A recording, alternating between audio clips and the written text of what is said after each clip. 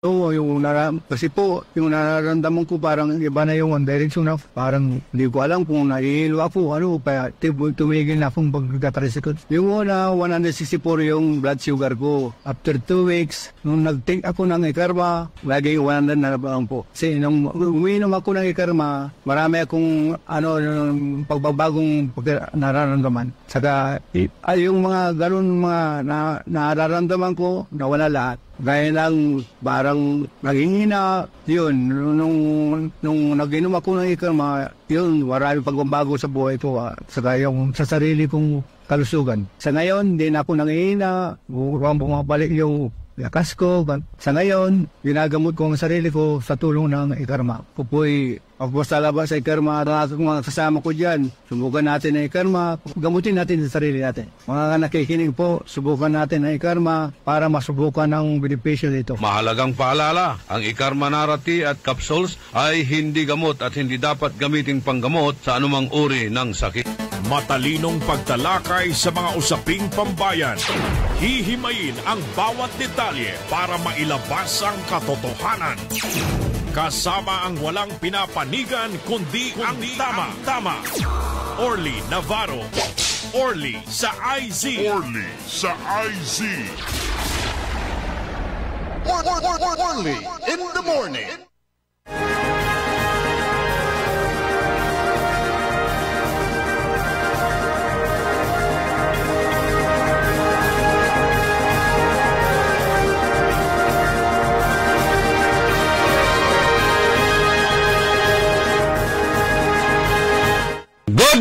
Good morning! Isang napakaganda at maliwalas na umagang araw ng Sabado. Programang iKarma Health Option. Kasama po natin dito si Dr. Glenn Soriano. Siya po ang magpapaliwanag kung ano po yung mga karamdaman, ano po yung mga sakit ay pwede nyo pong iparating sa ating programa para kayo'y mabigyan ng magandang advice kung ano pong gagawin para hindi po lalala ang ating sakit. Pag-uusapan po natin ngayon, araw ng Sabado, itong high blood pressure, hypertension. Tamang-tama kasi ang programa ngayon ng Department of Health, Doc, ay parang search and destroy din tulad ng ating programang ginagawa ng iKarma, search and destroy.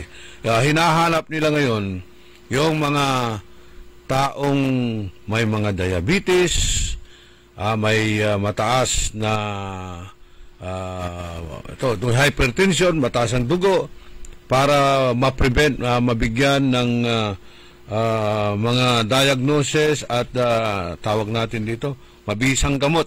Kasama na rin dito yung kidney.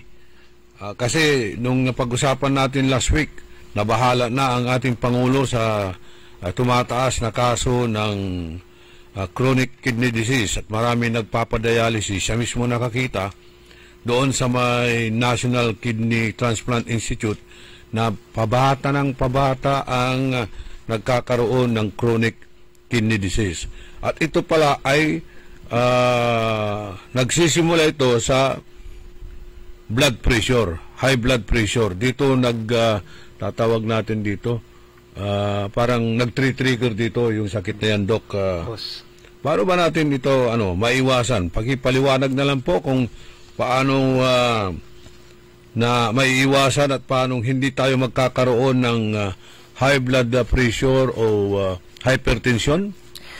Oh yes, anyway, good morning sa lahat na nakikinig dito DWIC at lahat ng nanonood sa ating live streaming, lalo dyan sa mga international naman. Tontawa ako, nakakarating tayo doon sa malayo kahit hindi tayo lilipad, Well, anyway, maganda nga itong topic nito in line with yung mga programa ng gobyerno natin, yung hypertension.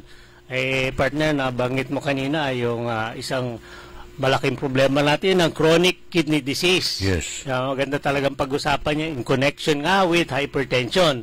Actually, yung isang talagang cause ng chronic kidney disease is hypertension. Okay? So, isa pang mababanggit ko rin na in connection with itong inline, okay, yung end result, ayan tinatawag natin chronic kidney disease, can be caused by hypertension. Yung chronic hypertension naman, yung chronic hypertension na unmanaged, untreated, can be caused din by chronic na diabetes. Okay. Okay.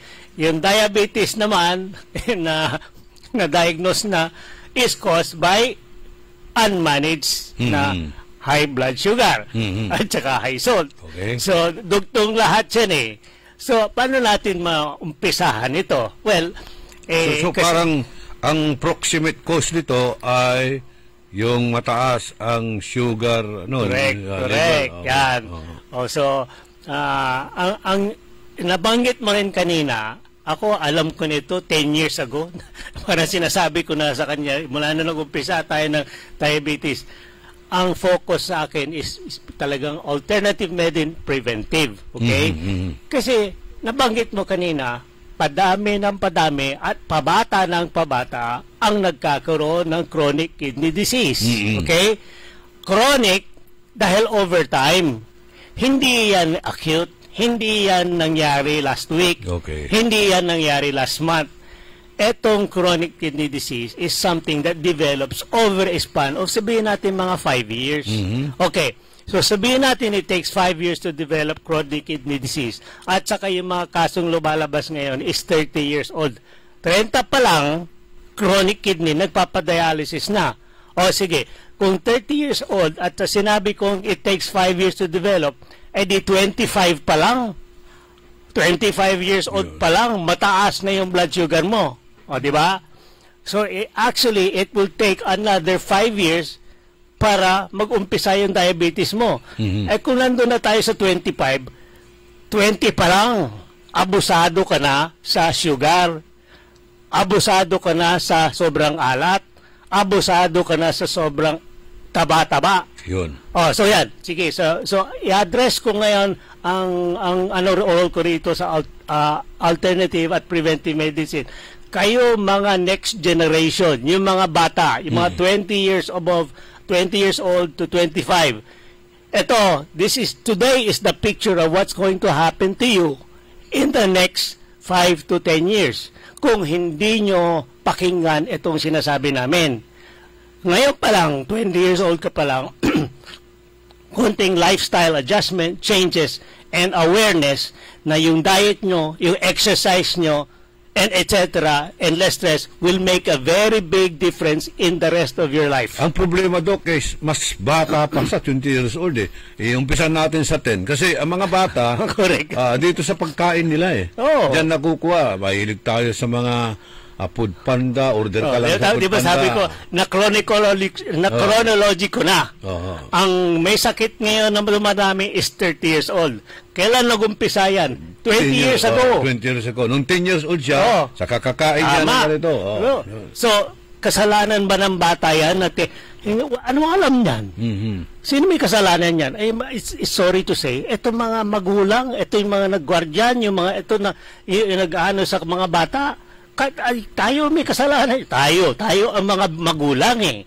So, kung hindi aware ang magulang, hindi aware ang preventive medicine facilities, hindi natin maturuan, expect nyo. Ako, sasabihin ko sa inyo, etong situation ngayon, it's going to get worse in the next 10 years. Kung ano man ang nakikita nyo ngayon, ay, sorry to say, it's still going to get worse kasi wala na tayong magagawa. So, ang pag-asa natin, ayusin na natin itong younger generation, itong 20 to 30. Ito ang attention natin kasi yan ang prevention.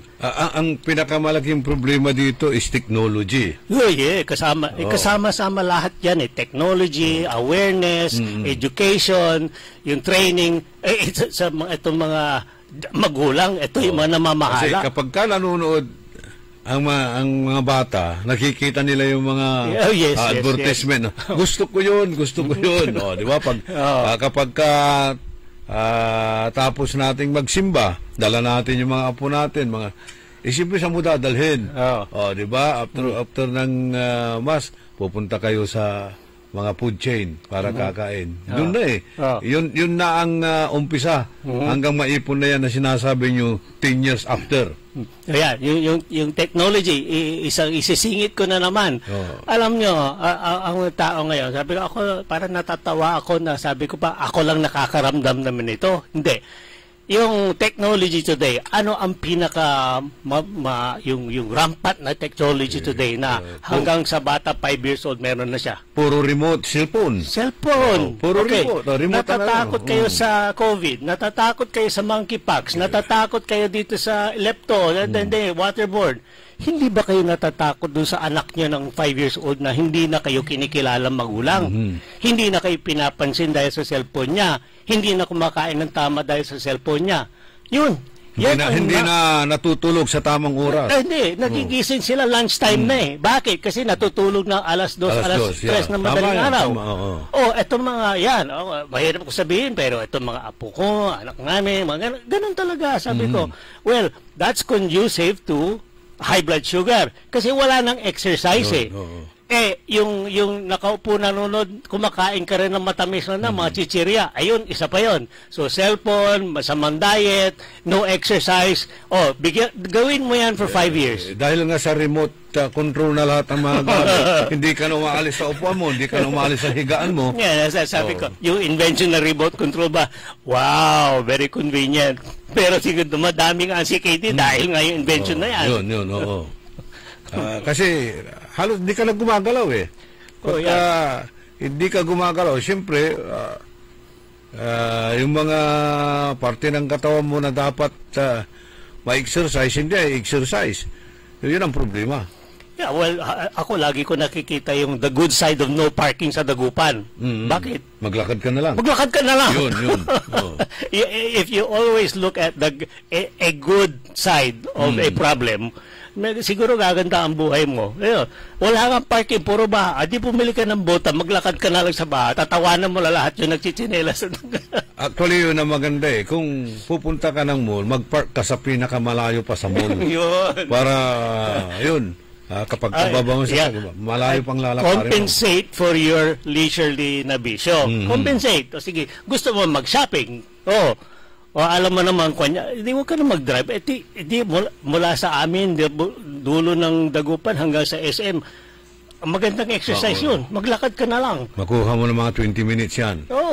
Actually, gagawa ko 15 minutes. Ako kuha ko na so pumunta ka, pagdating na SM, may aircon ko lang, mag-cool off ka lang konti. Tapos, bumalik ka na. Before 10 o'clock, actually. Before kasi mainit na. 10 to 3, napakainit na. Yun. Ito mga yung simple, common sense, lifestyle changes na dapat natin i-introduce ito sa mga next generation. Yaman itong generation natin, itong susunod sa atin.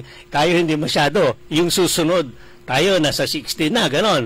Yung mga 40 to 60, yun ang tinatamaan ng masama ngayon. Ayun. Marami po tayong pag-uusapan dito. Actually, ang Region 1 Medical Center, Doc, ay dahil nga dito sa lumabas na issue sa tumataas na chronic kidney disease, kaso ng chronic kidney disease, ang dialysis na kaso rin ay tumataas din. Siyempre, kasama na yan kapag failure may kidney failure ka, ang gamot dyan, hindi naman gamot, ang unang gagawin dyan kung hindi ka maremedyohan sa gamot ay dialysis. So, maraming mga tao raw na unaware na may mga kidney disease hanggang ma-discover na nila nito na ito ay advanced na. So, wala naman kasing makikitang parang sintomas dito. Yeah, that's correct.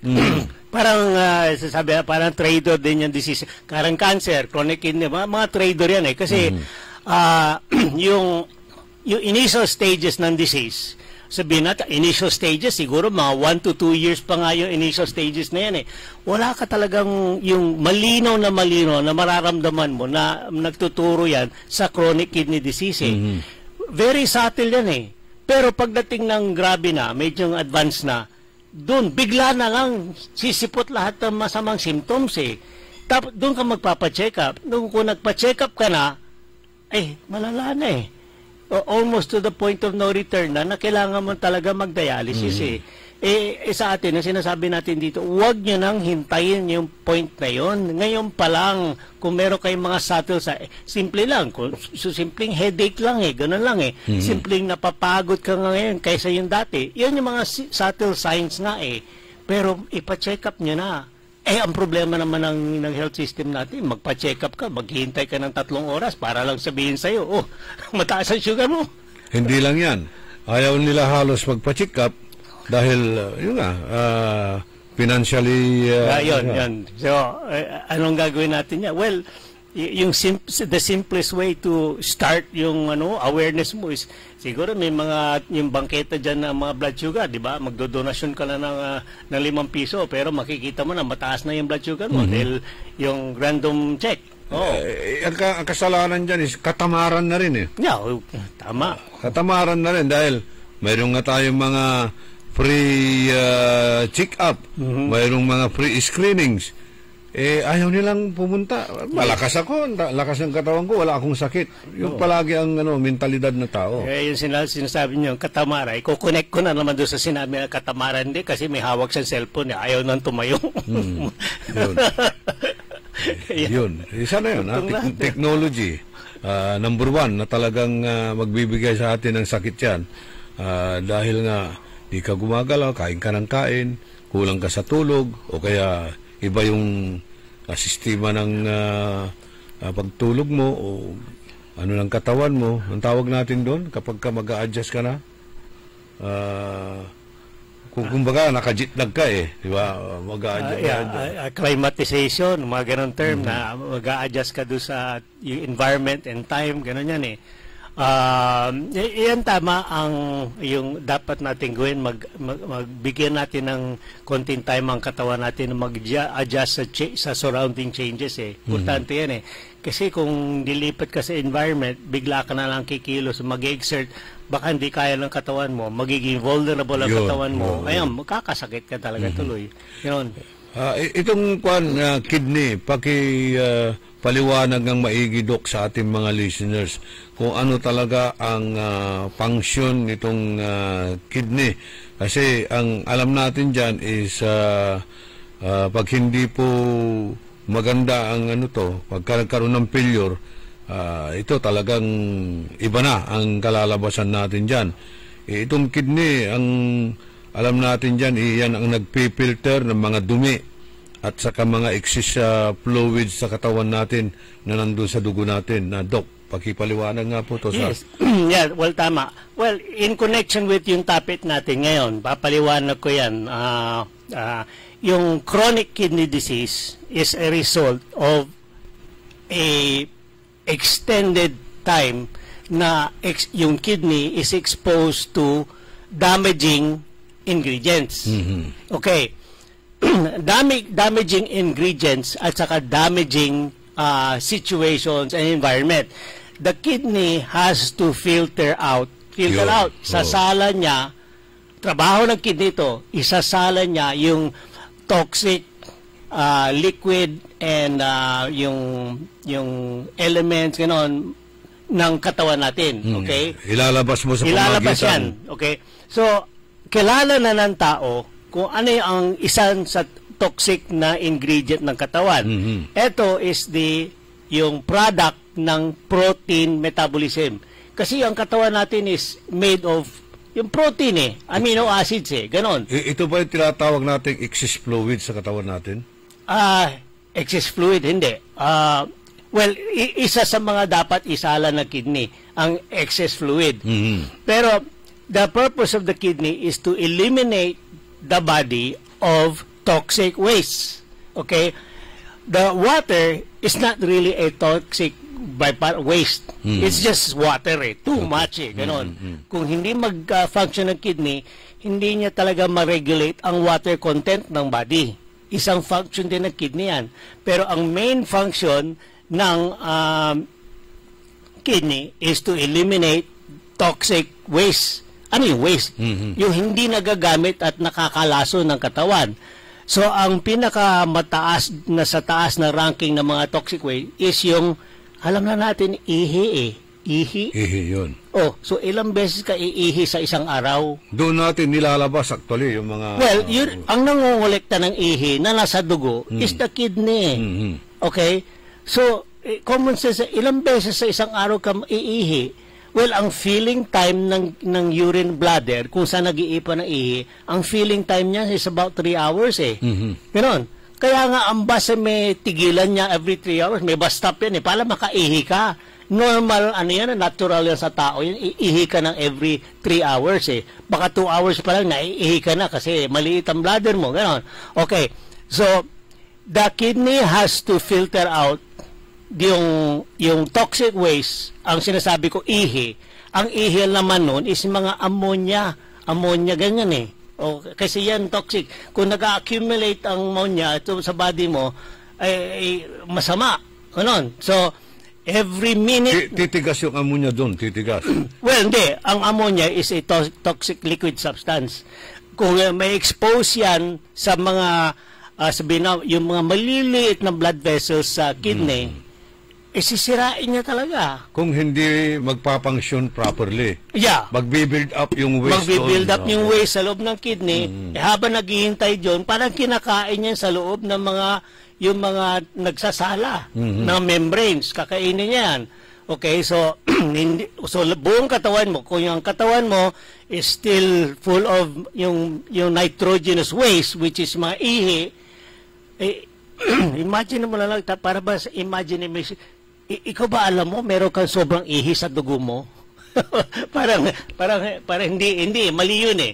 Pero imagine mo kung gano'n yan, dapat talaga tinatapon na ng kidney yung ihi para ilabas mo sa katawan mo. Yes. Kung damage ang kidney mo, ng chronic, matagal na araw-araw for the last year, hindi niya ginagawa yung trabaho niya, yan ang mga sakit na yan. Okay. So, mabibuild up yung mga dumi doon sa loob ng katawan mo, yun yan, ang magbibigay ng ano. Yun. So, kaya kailangan ng gumawa ng paraan para matanggal yan kasi yung kidney hindi nagtatrabaho. O gano'n. Okay, so isa yan yung toxic waste. Nag-iipon sa loob ng kidney, sinisira ang kidney. Isang ng chronic kidney disease. Yun. Okay, another, yung topic natin ngayon, yung hypertension. When you have hypertension, alam mo yung mataas, sobrang taas ng presyon sa loob ng mga ugat.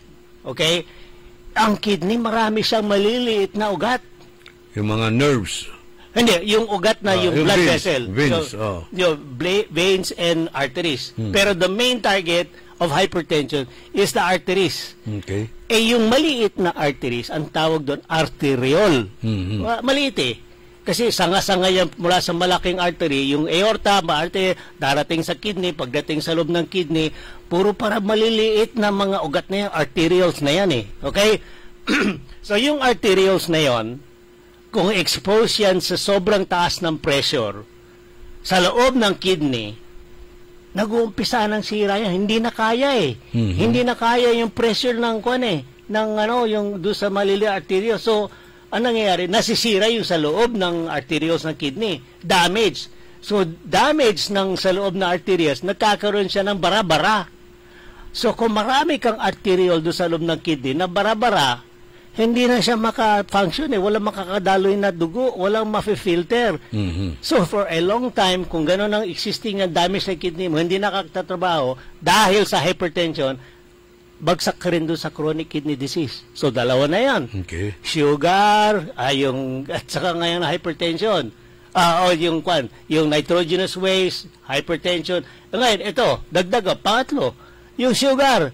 Kung masyado kang, normal ang blood pressure mo, very rare na normal ang blood pressure na mataas ang sugar mo.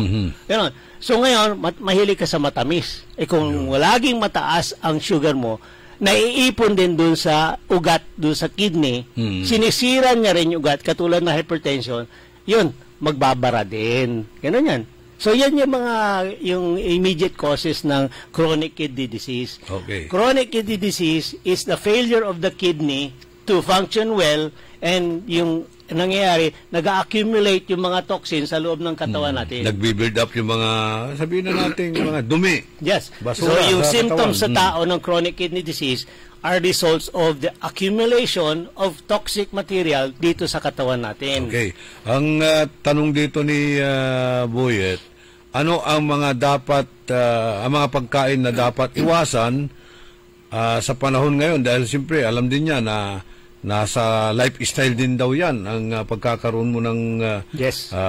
mga sakit sa mga kinakain mo. So anong dapat mga pagkain na dapat kainin at dapat iwasan? Well, ayon sa sinabi ko kanina, yung mga dapat pagkain na iwasan are those yung mga pagkain na nagko-contribute do sa tatlong binanggit kong yung causes. Mm-hmm. First is yung accumulation ng urine, yung purine metabolites which comes from protein. Mm-hmm. Okay?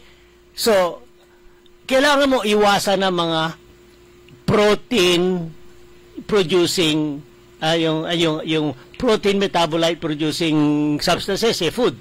So yan yung mga red meat, yung mataas ng karne, lagi ka mahilig sa karne, gano'n yun. Mm-hmm. Kung meron kang chronic kidney disease, kailangan bawasan mo talaga yung meat proteins. O in proteins in general, kasi doon ang gagaling yung ammonia metabolites. Okay? So isa, protein, bawasan. Hindi ko sinabing alisin, kasi kailangan talaga natin ng protein para body build up.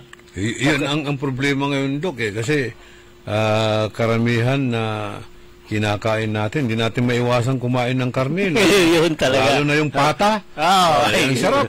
Wala, basta may celebration, crispy pata kaagad.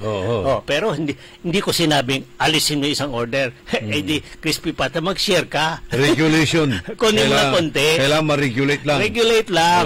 Sige. So, isa yun. Anong gagawin natin para kung chronic kidney? Iwasan mo yung sobrang dami ng yung meats. Yung pangalawang binanggit ko, yung hypertension.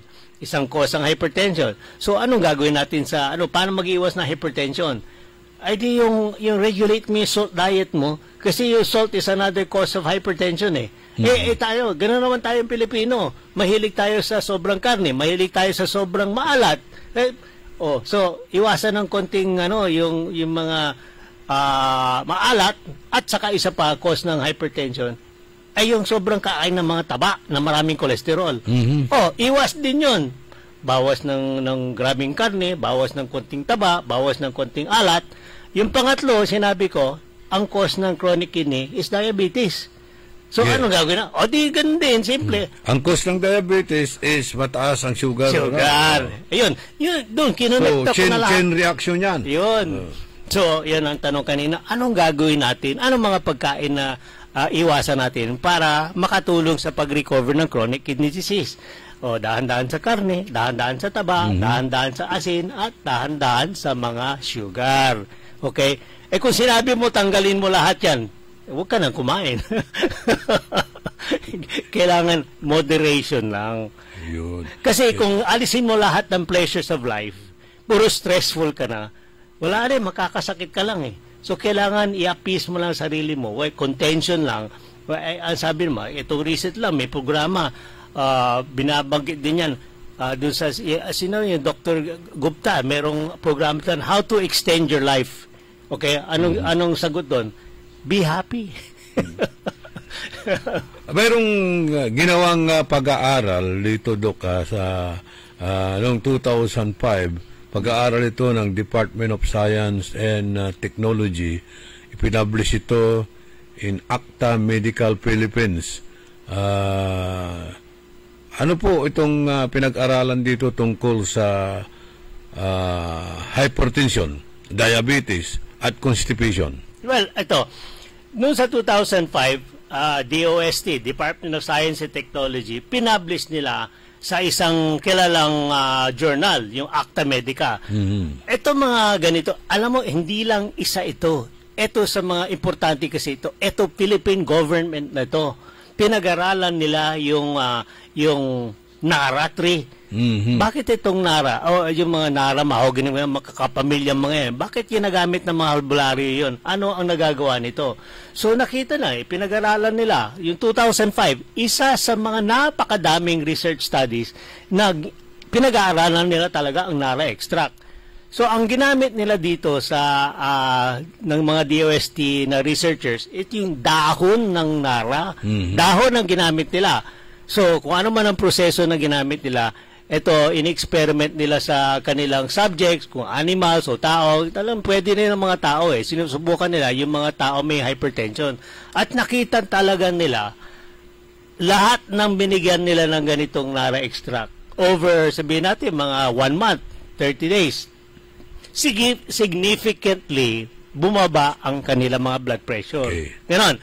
So, paano natin mapapatunayan na talagang effect niya ng Nara? Hindi kasi itong mga studies nito, hindi lang naman yung kukuha sila ng mga 1,000 tao, bibigyan sila ng ganito. Pero katumbas din yan, yung 1,000, kukuha na naman silang another 1,000 na tao, para ang tawag nila control. Hindi nila bibigyan, pero mamonitor din. O with, may grupong with Nara, at may grupong without Nara. Mga same. So, kinumpare nila ang dalawang grupo. Ito yung tinatawag natin clinical trial. Yan ang clinical trial. Okay. So, hindi naintindihan ng mga karaniwang tao, bakit natin ginagawa to para ma-prove na etong ingredient nito talagang mabisa siya. So, after 30 days, kinumpare yung dalawang resulta ng grupong walang Nara ay yung grupong may Nara.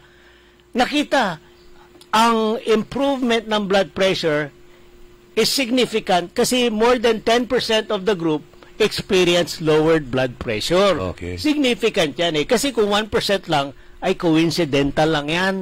Para bang nagkataon lang na bumaba yung blood pressure ng tao. Pero hindi. Itong study nito shows na hindi coincidental ito. Talagang ito effect ng Nara. Talagang bababa yung blood pressure kung inumin mo ito for at least 30 days. Yan.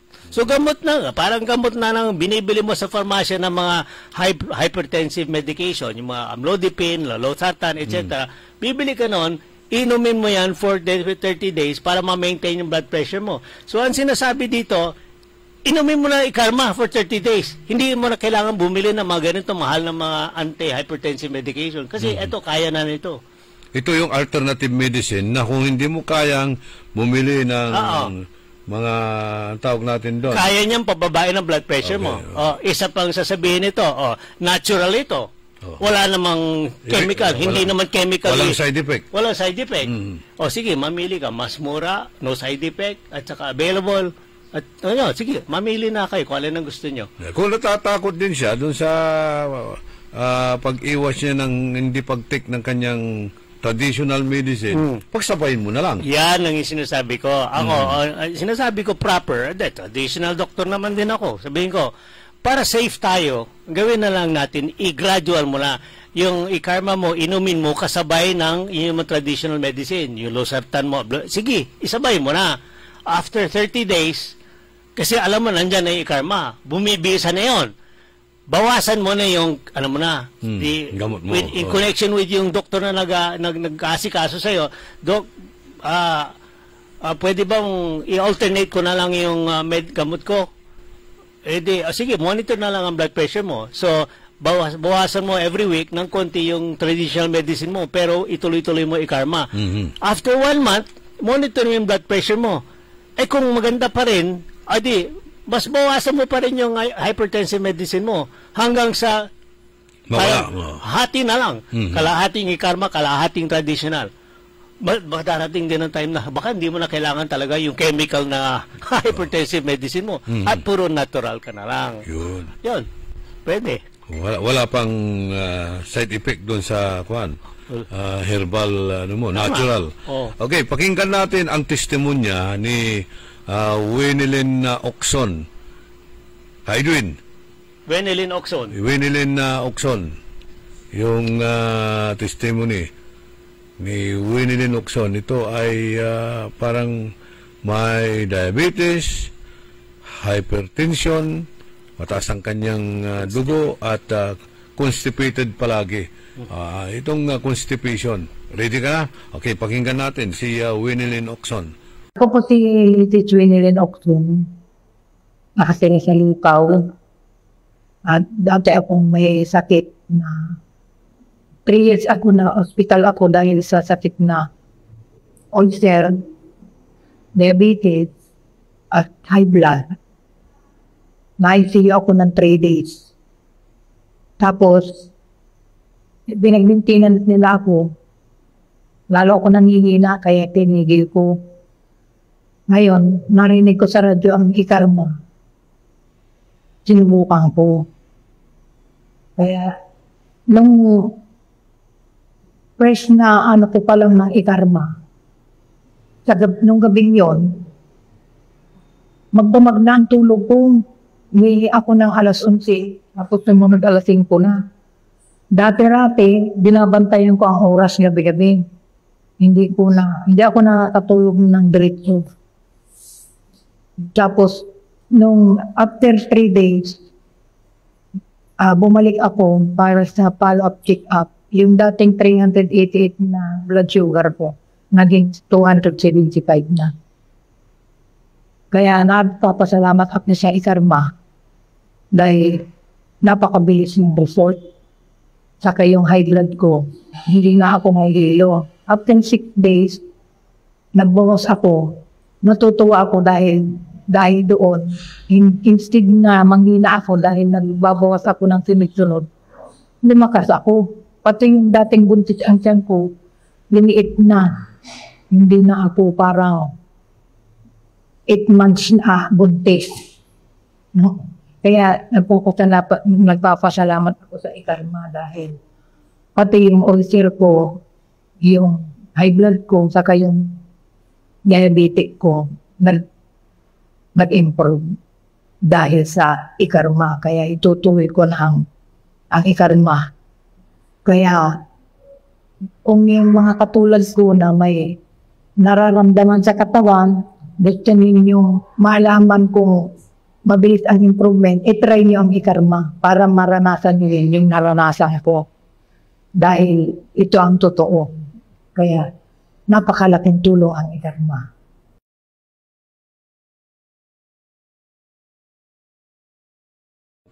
May ulcer. No. Ang napansin ko doon, sabi niya, dati-rati parang buntis. Parang 8 months buntis. Ano yung naipon doon sa kanyang tiyan na Doc? Baka pwedeng yung body fluid na tiyan, gano'n. Kasi pag nag-accumulate ang body fluid, talagang parang lolobo ka, gano'n. Ang assessment ko lang dito is kasi yung dumating siya dito, dumating siya sa atin, ang mga problema niya, yung galing atin sa clinic hospital ito kasi may diagnosis na siya na may ulcer. Meron siyang high blood sugar at saka meron siyang hypertension. Meron na talaga siyang mga pre-existing bago dumating sa atin. So magandang kaso sa atin ito, mapoprove natin kung yung epektibo, kung makakaroon siya ng benefit from you taking ikarma. Okay? Ang ano ko lang dito, kailangan lang malaman ng tao, ito yung ang tawag nito, vicious cycle nito. Ang vicious cycle ng sakit, ganito yan eh. Kung meron kang mga karamdaman, halimbawa, ito, may pain siya, siguro galing sa ulcer.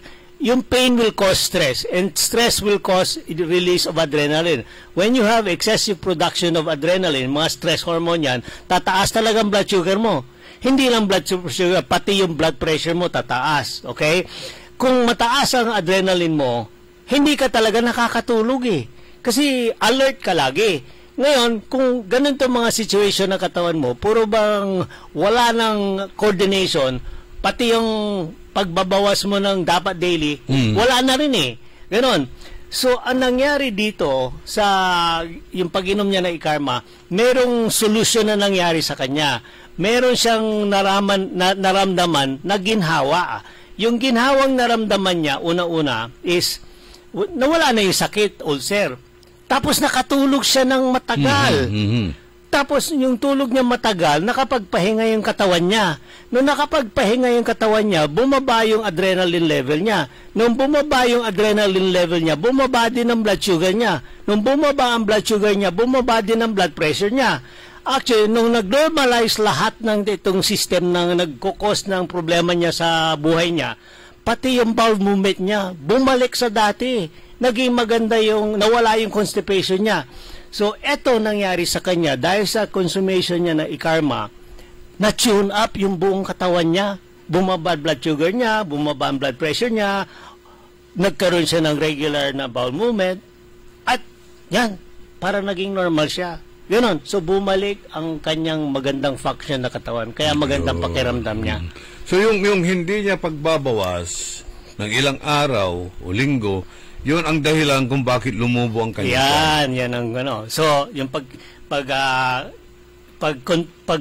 yung solution niya ng constipation niya, yan ang tumulong dun sa pagliliit ng tiyan niya.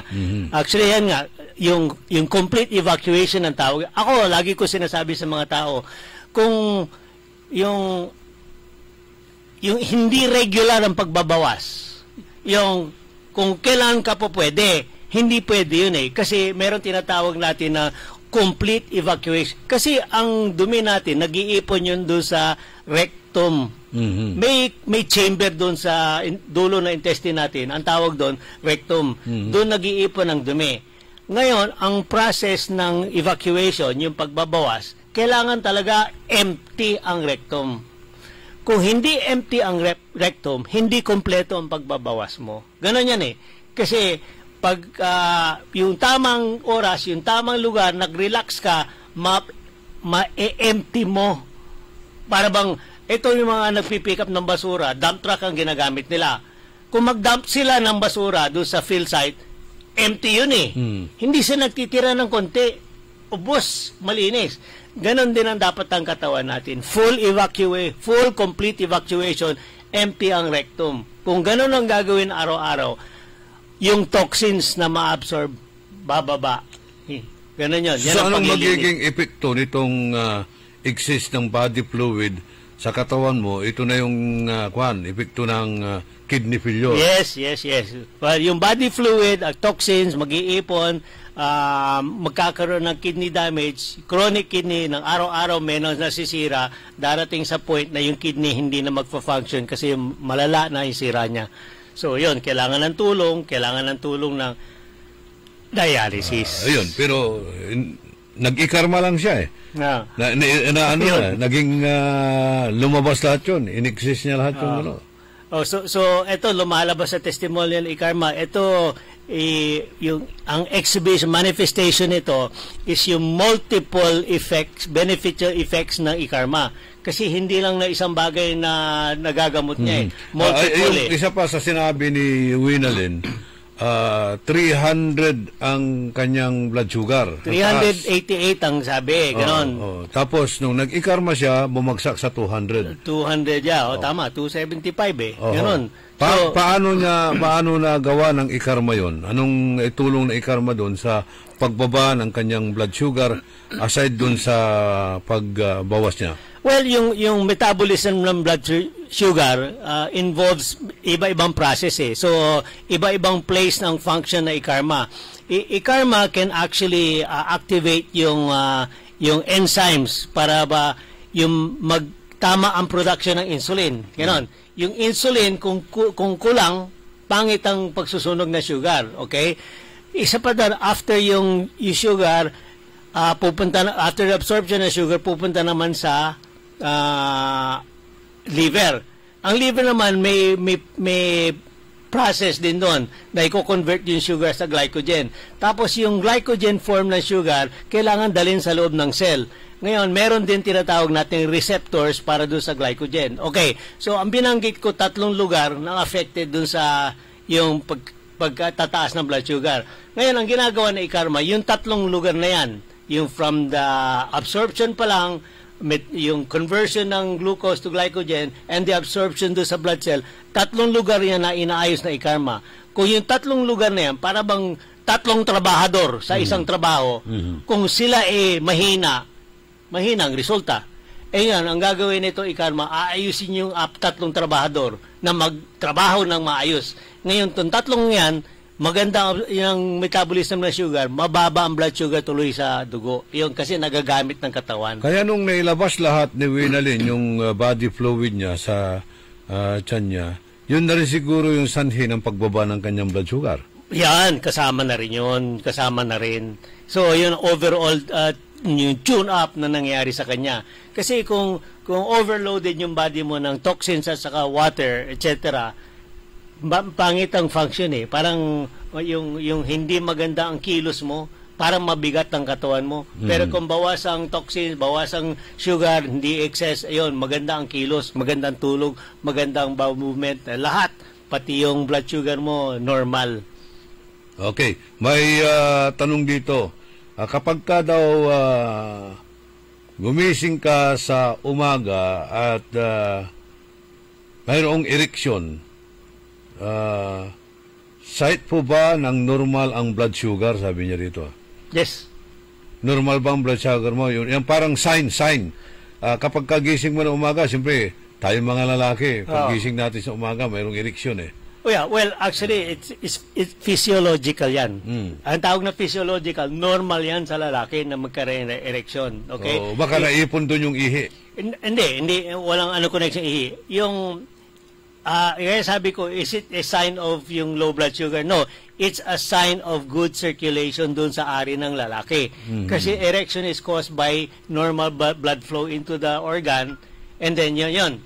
Kasi kung pagising mo na umaga, dati gising ka, tayo ka agad eh, ganun, para bang flag ceremony nga, tawag nila. Normal sa lalaki yun. That's a sign of good circulation, generally. Ganun. So, kung dumating din yung edad mo na nasa 60 ka na, ganun, pag gising mo, wala na, that's a sign of bad circulation. Ibig sabihin yan, compromise ang pasok ng dugo doon sa ari. Well, that's a sign of compromise ang circulation mo sa lahat ng vital organs mo. Yan, yung organ mo, yung kidney mo, yung puso mo, etc., pati utak mo. Kaya yung symptoms ng mahina ng memory nito, mahina ang pag-iisip no, mahina ang pag-ihi nito, mahina ang tayo nito, ganoon. So, yun ang sign. So, tama, it's a sign of your health, of your circulatory system. Okay. It's not necessarily directly a sign of your blood sugar. Ayun. So, at least, makikita mo ning active ka pa rin. Yes. Ganon. Yun. So, marami pang mga tanong dito. Ipapaliwanag pa sa atin ni Dr. Glenn, paano iwasan ang pagtaas nitong blood pressure natin? Itong blood pressure natin. At ano ang tamang ng blood pressure? Well, ang blood pressure, yung textbook natin, yung pinag-aaralan namin, nasasabihin sa mga classroom, ang textbook blood pressure is 120/80. Well, kung sabihin natin, 80% ng population ng mundo, yan ang blood pressure eh. Yung taas number 120, ang baba number kasi systolic, diastolic yan eh. 120/80. Okay. Kung lumihis ka doon, hindi naman ibig sabihin niya may sakit ka na. Kasi meron ng mga tao may blood pressure na 90/60. Merong 150/100, parang normal sa kanya. Hindi na yun normal yan. Kasi ang threshold ng upper normal, sabihin natin, is parang 140/90. Kasi hindi 120/80. 140 na yung taas na numero. Okay, pero yung upper limit na normal yan. Okay? Over 90. Up, high normal ang tawag natin doon. Kung ang blood pressure mo is 140/90, and then lagi ka nagpapacheck ka, hindi nagbabago, baka yan ang normal sa katawan mo. Okay? Pero yung 150/100, ganun din, hindi nagbabago, panay. So, walking time bomb ka na nun? Oo, kasi yan, pathologic, ang tawag na pathologic. Ibig sabihin pathologic. Physiologic is wala ka nakikitang problema sa katawan mo. Yung hormones mo, normal, blood pressure, wala kang heart enlargement, wala kang kidney problem. Baka physiologic na yun eh. Kaya ng katawan mo. Pero yung pathologic, yung sabi mo 150/100, yung 100 sa baba, kasi dapat pag tumaas yung lower number, kahit na 91 lang, ako, iisipin ko, pathologic na to. May sakit ka ng iba. Hanapin natin anong dahilan na bakit ganon. So, yan yung full workup eh. Dadaling ka sa check-up, natitignan yung puso mo, titignan yung blood pressure mo, titignan niya yung kidney function mo, titignan yung liver function mo. Hanapin kung ano ang rason na bakit pathologic ang blood pressure mo. Ganon yan eh. hanggang sa makuha yon, hindi naman sila titigil. Bakit mayroong biglang nahihilo na lang nagko-collapse? Kasi normally yan is blood supply to either the brain or the heart. Kasi kung compromise ang blood supply mo sa brain, himatayin ka talaga. Kasi ang blood supply carries the oxygen and carries the sugar. So, anong energy ng brain mo? Okay. Oxygen and sugar. Kung yung blood supply mo papunta sa utak dahil sa barado ugat, hindi nakarating, himatayin ka. O ngayon, kung simple lang faint, kasi kulang ang oxygen, kulang ang sugar, mag-faint ka, sandali lang, darating din yung sugar at saka oxygen, gigising ka rin kaagad after ilang minutes. Yun ang transient, unconsciousness ang tawag doon. So, both is delikado, high or low? Yeah, well, kung transient, gigising ka agad. Okay? Kasi meron din ng mga nangyayari na faint ka dahil kulang oxygen o sugar, pero pumutok naman pala yung ugat sa ulo. Yan ang stroke. Ang stroke, ang recovery niyan, 50-50. Pag nag-recover ka, baldado ka naman. Kung hindi ka mag-recover, malaki yun. Matindi yung bleed sa ulo mo. Okay. Affected ang brain. So, ano yung tawag natin dun sa pag-ano natin blood sugar? Kung 120, anong tawag doon dito sa baba? Over 80, diastolic. Diastolic ang baba. Oo, diastolic. Yung sa taas? Systolic. Systolic. Yung sa taas, yung measurement na yun is pag tibok ng puso, pag pump niya, yung pumping action creates the upper number. Yung pag-relax ng yung pumping, pag-relax, yan ang lower. Okay. Ganun yan. So, yan ang systolic and diastolic. Yes, yun ang dapat. Yung 120 over, dapat talaga ma-main. Pero it's always good to monitor your blood pressure. Monitor, ibig sabihin yan, kasi aware, paano ko malalaman ang normal na blood pressure ko? Ang normal na blood pressure is measured first thing in the morning. Pagkagising mo? Pagkagising mo, hindi ka pa kumakain, hindi ka pa nag-exercise. Paggising mo, kung meron ka pang instrumento sa tabi mo, o meron kang kasama na... Kadalasan kasi, Dok, paggising mo, ihi ka kaagad eh. Pwede maihi lang, pero meron... kung ang banyo mo 1 kilometro mula doon sa kama mo, exercise ka na. Yan sinasabi ko. As much as possible, wala ka pang yung activity. Ayun. Ganon. Kasi kung banyo mo, katabi mo, 1 hakbang mo na, nasa banyo ka na, okay lang yun, umihi ka na. Kasi kung iingihi ka na, matataas ang blood pressure mo. Kung umihi ka na, relax ka na, magandang blood pressure yun. Bakit kadalasan sa banyo sila natutumba? Hindi, kasi yan ang, usually Monday morning attack, yan ang sinatawag dyan. Kasi yan ang the first extraneous exercise in the morning after a long, yung dormancy, tawag. Kasi Saturday, Sunday, wala kang ginawa tapos Monday morning, stress ka na nga, paggising mo, tapos biglang pupunta ka ng banyo, marami ka pang gagawin. Biglang tumaas ang blood pressure mo, o orthostatic hypotension, yan, tutumba ka na. Masama pagka naging heart attack yun o stroke. Yan nangyayari yun. The Monday morning syndrome, ang tawag nila dyan. Meron nga yung lahat, naglinis na siya, pinaliguan na niya yung aso niya. Nung susunod na siya maligo, kulap na, wala na. Yan na yung nangyayari dyan. Yung na-expose sa something, yung event, na fatal event, dito pumutok yung ugat o kaya na-atake sa puso. Kaya siya hindi. So yun ay hindi namumonitor na blood pressure at saka blood sugar. Yung sinasabi ko kanina, ang gagawin dapat ng mga tao is to establish your baseline blood pressure. You establish your baseline blood pressure first thing in the morning. Pero hindi lang once, do it mga 3 times. Randomly, on 3 occasions, morning, tingnan mo kung pare-parehas yan. Kung pare-parehas yan, yan ang baseline blood pressure mo. Pero kayo na rin na nagsabi na huwag natin i-treat yung numbers Don't treat the numbers. Pero make sure the numbers are consistent. Ibig sabihin yan, kumuha ka ng baseline. Ang baseline mo is 120 over 80. 3 beses yan. Kumuha ka ng Sunday, kumuha ka ng Miyerkules, kumuha ka rin ng Friday.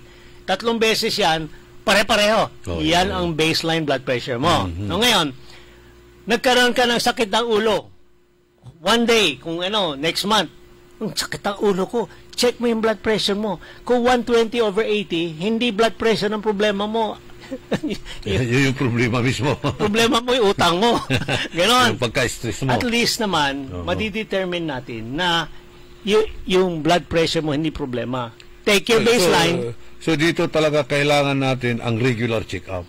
Yeah, regular check-up. Well, a regular check-up can be regular payment, di ba? You can actually do your self-monitoring. Blood pressure lang eh. Yun, you can do annual check-up ang maganda. Annual physical check-up. AP ang tawag, annual physical examination. Hindi naman kailangan komplikado. Kasi kung marami kang karamdaman, annual physical will include yung EKG, ganon. O kung marami kang diferensya, baka kailangan pa ng CT. Pero annual physical check-up. Kung may na-discover, isusunod na mas frequent ang check-up. Okay. Pero ang mga growing up, idea yan yung meron kang annual physical check-up. Kasi hindi mo alam kung anong pwedeng mangyari sa'yo. Pero on a daily basis, monthly, dapat alam mo yung blood pressure mo.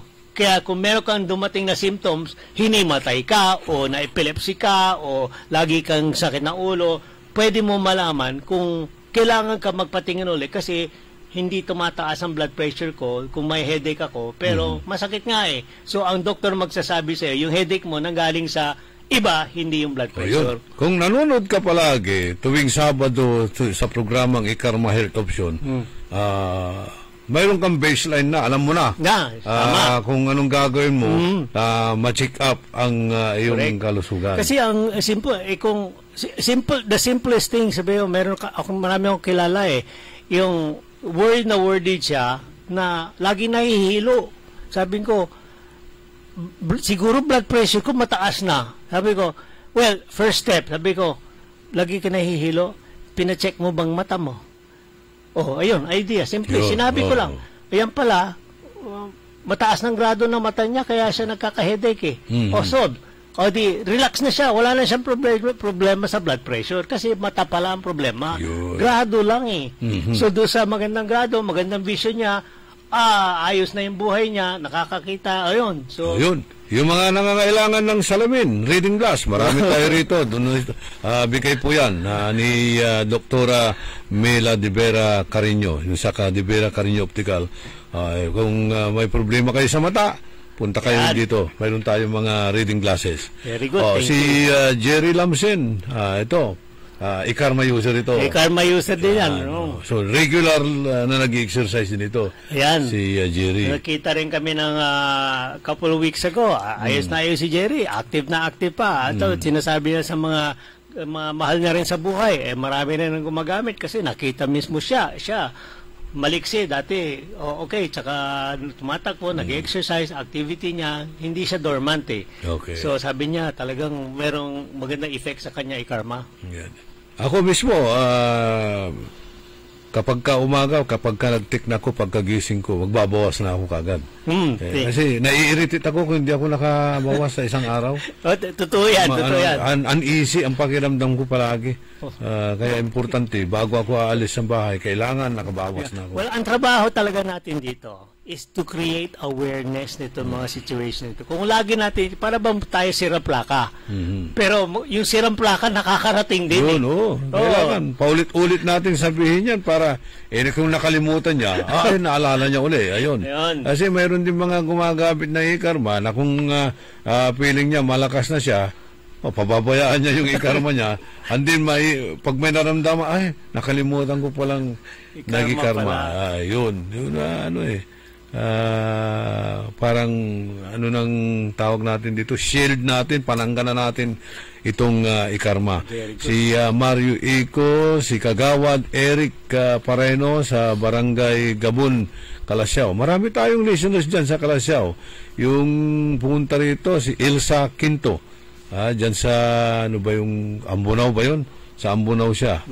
Nakikinig sa atin dito. May sakit na asma pero parang nagikarma na eh. Very good. Yun. Si Charito Lumibaw, ito rin si Sophia Matias, ito yung pumunta rito ng last Saturday. Sinasabing ikarma user siya at nakasurvive dun sa Big C. Okay. Yun. Si GR Mamaril, ito kaya si Sophia kung magbibigay kayo ng testimony ito tungkol sa ikarma. Nahihiya siya eh. Kaya ito, Oo. kasi nahihiya silang na hindi na nakikita yung side natin na kasi Oo. Para makatulong siya, di ba? kasi marami parang hesitant eh. 1 year na nakikinig. Sabi ko, ang ganda talaga ng ikarma. Lahat ng katabi ko, karma. Pero parang kulang pa na isa pang testimonya para sige, mag-umpisa na rin ako. Ito yung sinasabi natin, si Walking Time Bomb. Palagi rin dito nagpapacheck up sa inyo, si Ernesto Musada. 150 over 100 palagi ito. Oo. Pero ayun, malakas pa rin. Kailangan na malaman natin kasi pathologic nga yan eh. Wala naman talaga maliban na yung ugat niya ano ba yung tawag na arteries of steel. Yan. Yung mga parang yung Iron Man. yung mga ugat niya copper tubing na hindi na Si Boyet, si Ri Martin Espinosa, si Joseph Agpawa, Michael George Jubiliano, Cecilia Morante, Joel Sampaga, Senior dyan sa Manawag, si GC Tulyaw, yung mga avid listeners natin siguro, o si Kagawad Francis Ramos, ito rin humabol. Sana may natutunan na naman tayo sa mga aral na binibigay sa atin ni Dr. Glenn Soriano tungkol sa ating mga karamdaman, mga sakit, at kung paano makakatulong ang ikarma. Dr. Glenn? Yes, happy weekend everyone. See you again next Saturday para marami pa kayong matutunan. Okay, kasama natin sa technical si Ka Edwin Inong, sa amigo yo, your one and only in the morning, nagbabalita ng tapa, naglilingkod ng tama at nag-iikarma. That time check was brought to you by Bingo Plus. Download Bingo Plus app now on Google Play and Apple App Store. Visit bingoplus.com to learn more. With Bingo Plus, bingo sa saya, plus sa panalo. Gaming is for 21 years old and above only. Game responsibly, keep it fun.